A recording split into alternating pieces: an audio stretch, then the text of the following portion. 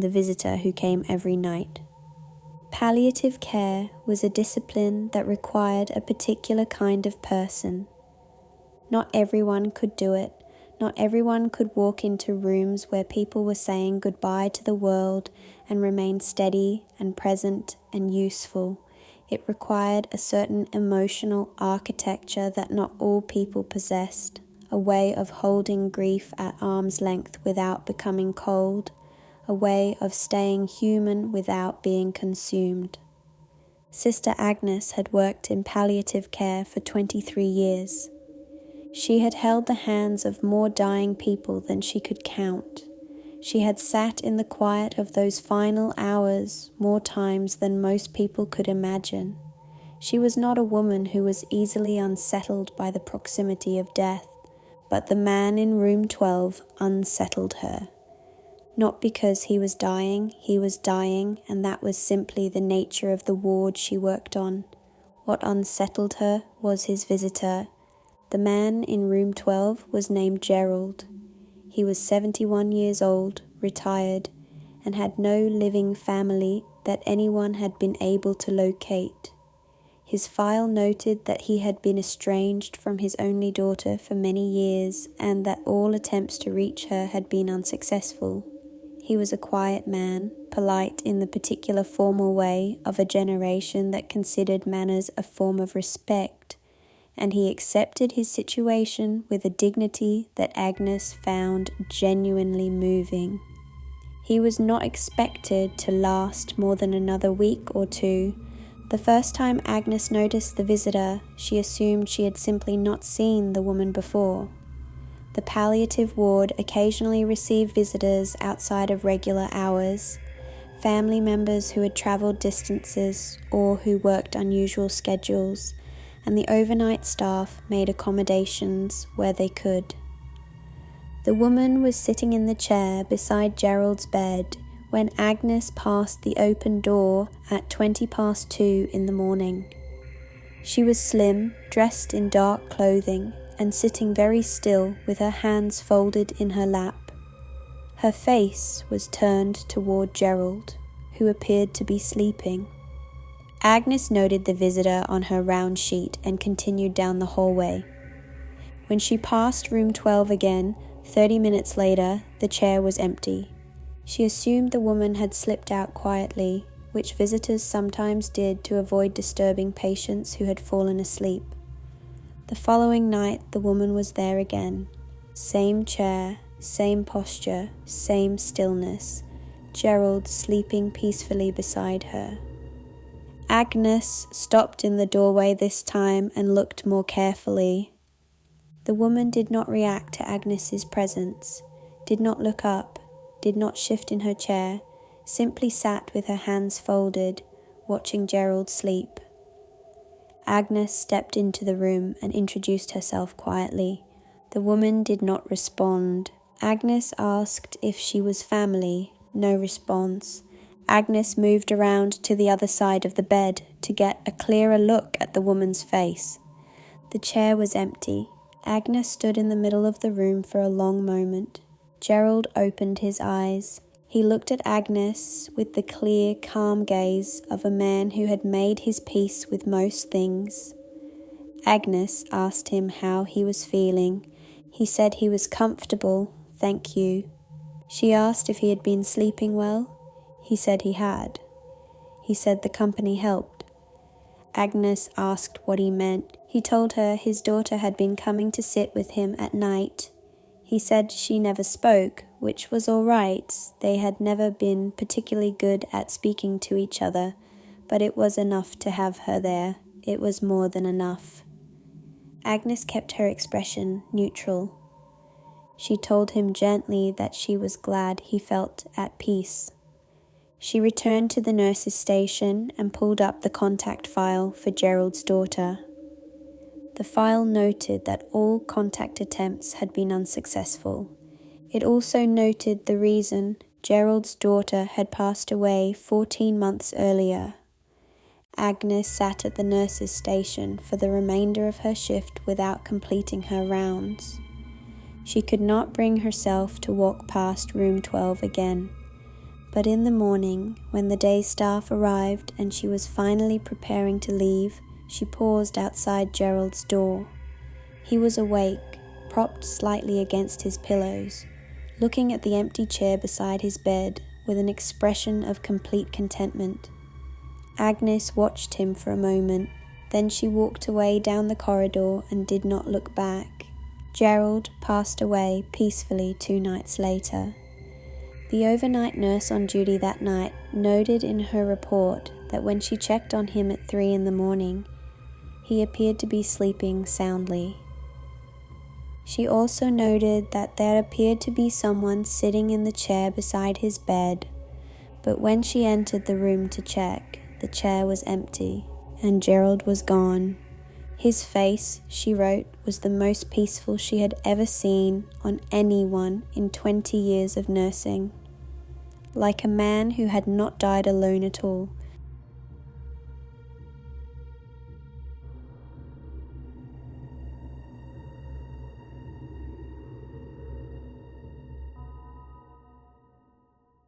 The burn ward at the end of the hall. The burn unit was always kept warmer than the rest of the hospital. This was medical necessity.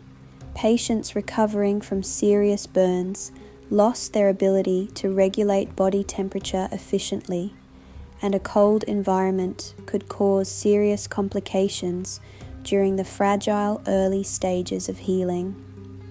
The ward was kept at a temperature that most visiting staff found uncomfortably warm within minutes of arriving. The nurses who worked there full-time stopped noticing after a while. Daniel had worked the burn unit for 8 months when he first heard about the room at the end of the hall.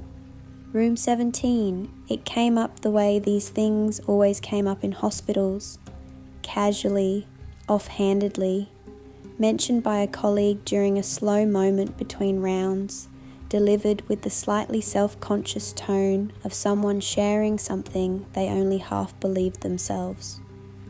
The colleague told him that room 17 ran cold, not slightly cool, not the kind of minor temperature variation you got near a drafty window or a poorly sealed door. Cold the way the rest of the ward was never cold.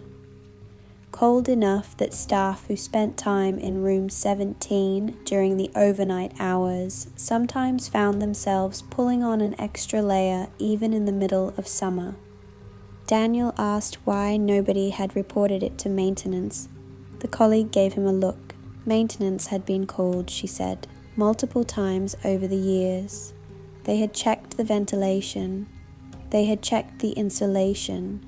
They had checked every system that could conceivably affect the room's temperature. They never found anything wrong, and the room stayed cold. Daniel filed this information away alongside the dozen other peculiarities of the ward that he had accumulated over 8 months and got on with his work. He did not think about room 17 again for another 3 weeks.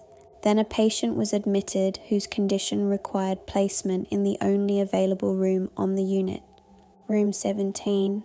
The patient was a man in his late 30s who had survived a house fire with serious burns to his arms and upper back. He was in pain but lucid and communicative, and the medical team was cautiously optimistic about his recovery trajectory. He was moved into room 17 on a Thursday afternoon. By Friday morning, he had asked to be moved to a different room. The charge nurse asked him why. He said he could not sleep. She asked if he was in pain. He said the pain was manageable, the medication was working, that was not the problem. She asked what the problem was. He was quiet for a moment. Then he said there was someone in his room at night. The charge nurse kept her expression neutral and asked him to describe what he meant. He said that each night, sometime after midnight, he became aware of a presence near the foot of his bed. He said he could not see anyone. The room was dark and his vision was limited by the positioning required for his wounds, but he could feel it, a drop in the air temperature near the foot of the bed, a sense of something standing there in the dark, watching him. He said it stood there for hours. He said the cold it brought with it was unlike anything he had experienced, and he was a man who had stood inside a burning building. The charge nurse authorized a room change for the following day, pending availability. That night, Daniel was assigned to room 17 for routine monitoring checks. He entered the room at midnight and found the patient asleep. The room was cold, not uncomfortably cold, not the kind of cold that would show on a gauge as dramatically different from the rest of the ward, just perceptibly, undeniably colder than the hallway outside. Daniel completed his checks and moved to leave. At the door, he glanced back at the patient. The man was awake. He was looking at the foot of his bed. His face was completely still, not frightened, not confused, the expression of a person who has accepted something they cannot change. Daniel followed his gaze to the foot of the bed. Nothing visible, but the air at the foot of the bed was cold enough that Daniel could feel it from where he stood. A concentrated, localized cold that had no business being there in a ward, kept deliberately warm around the clock. Daniel took a step back into the room. The cold intensified slightly. He stood there for a long moment. Then he completed his notes, turned off the monitoring display, and left room 17 without running. He wanted to run. He walked to the nurse's station and poured himself a cup of coffee and sat down and said nothing to anyone for the rest of his shift. The patient was moved out of room 17 the following morning. His recovery from that point forward was unremarkable, and he was discharged 6 weeks later with an excellent prognosis. Room 17 was empty for the rest of that month, but every nurse who passed it during the overnight hours noted the same thing without ever comparing notes. Even standing in the hallway outside the closed door, the air near room 17 was always noticeably colder than anywhere else on the ward. Always, even in the height of summer, even when the rest of the burn unit was warm enough to make you loosen your collar within minutes of arriving. The door to room 17 was always slightly colder to the touch than the doors on either side of it, as though whatever was inside had been there for a very long time and had no intention of leaving.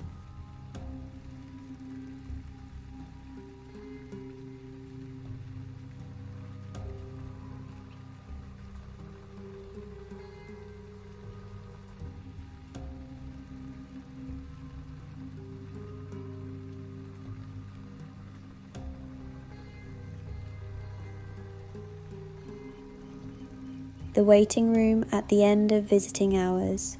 Most people who spent time in hospital waiting rooms did not pay close attention to the other people around them. This was understandable.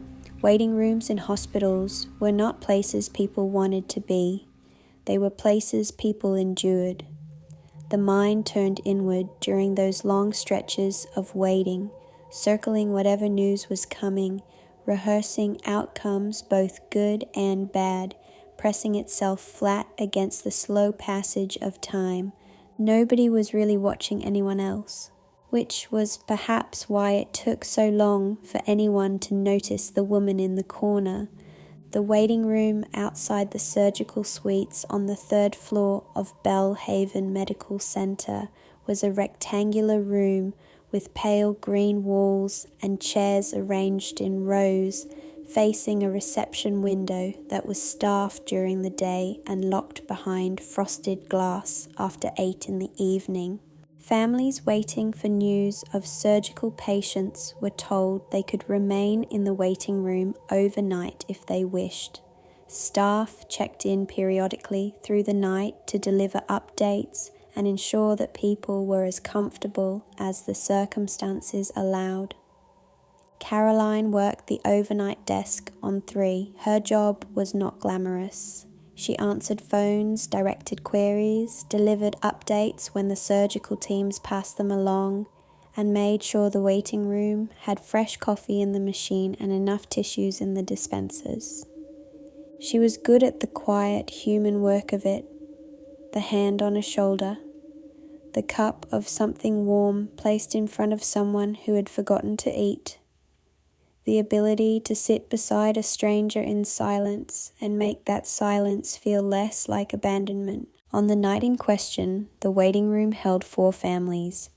A young couple whose teenage son was in surgery following a car accident. An older man waiting alone for news of his wife who was having a cardiac procedure. A family of 3, 2 adult siblings and their elderly father, waiting on a report following their mother's emergency operation. And in the far corner, partially obscured by the pillar that divided that section of the room from the rest, a woman sitting alone. Caroline noticed her during her first check of the night at just past 9. She assumed the woman was waiting for news of someone in surgery. She assumed she had simply not registered her arrival during the busy transition period earlier in the evening. She brought the woman a cup of coffee. The woman did not respond. Caroline set the coffee on the small table beside her chair and moved on. Some people went somewhere far away inside themselves during these waits. She had learned not to force interaction. At 11, she checked the room again. The young couple had fallen asleep against each other in their chairs. The older man was reading a paperback without appearing to take in any of the words. The family of 3 were speaking quietly among themselves. The woman in the corner had not moved. Her coffee was untouched. At 1 in the morning, Caroline brought updated surgical notes to the young couple and the family of 3. She smiled at the older man and told him his wife was doing well and that the surgeon would be out shortly. She looked at the woman in the corner. Something made her pause. She walked over. She asked the woman if she was all right and whether there was anything she needed. The woman was looking straight ahead at the pale green wall opposite her chair. Up close, Caroline noticed that the woman was very still. Not the stillness of sleep, not the stillness of someone lost in thought, the absolute stillness of something that was not breathing. Caroline's hand moved toward the woman's arm, then stopped, because the woman turned her head and looked at Caroline directly. Her eyes were clear and focused and completely calm. She told Caroline that she was fine. Thank you, she was just waiting. Caroline asked who she was waiting for. The woman looked back at the wall. She said she was waiting for the man by the window. Caroline glanced at the older man with his paperback. She looked back at the woman. She asked her name. The woman did not answer. Caroline returned to her desk and pulled up the registration log for the evening. Every person who had entered the waiting room had signed in at the desk. Family name, patient name, relationship, 4 entries, the young couple, the older man, the family of 3, no 5th entry, no record of the woman in the corner arriving at any point during the evening. Caroline looked up at the room. The woman was still there, still watching the older man by the window. At 1:30, the surgeon came out to speak to the older man. Caroline watched from her desk as they spoke. She watched the man's face change. She watched him close his book and set it very carefully on the chair beside him with the deliberate movements of someone trying to maintain control of their hands. His wife had not survived the procedure. The surgeon stayed with him for several minutes, then left him with a quiet word and returned through the surgical doors. The older man sat without moving for a long time. Then he looked up. He looked directly at the corner of the room where the woman was sitting. His expression changed completely. Not grief, not shock, recognition. He stood slowly, steadied himself, and walked toward the corner. Caroline stood up from her desk. The older man reached the corner of the room and stopped. He stood there for a moment with his head slightly bowed. Then he sat down in the chair beside the woman. And the expression on his face, Caroline would tell people for years afterward, was the most extraordinary thing she had ever seen in a waiting room. Not peace exactly, something beyond peace. The look of a person who has been afraid for a very long time and has suddenly, completely and permanently stopped being afraid. Caroline sat back down slowly. She watched the corner of the room. The older man sat quietly in his chair with his hands in his lap. The chair beside him was empty. It had been empty since the moment he sat down. In the morning, when the day staff arrived, Caroline filed her overnight report and gathered her things. She paused at the door and looked back at the corner of the waiting room. Empty chairs, pale green walls, a cold cup of coffee on a small side table that no one had touched. She thought about the look on the older man's face. She thought about it for a long time, and somewhere underneath the part of her that could not explain what she had seen, there was a smaller, quieter part that was not frightened by it at all, just grateful that he had not had to sit there alone.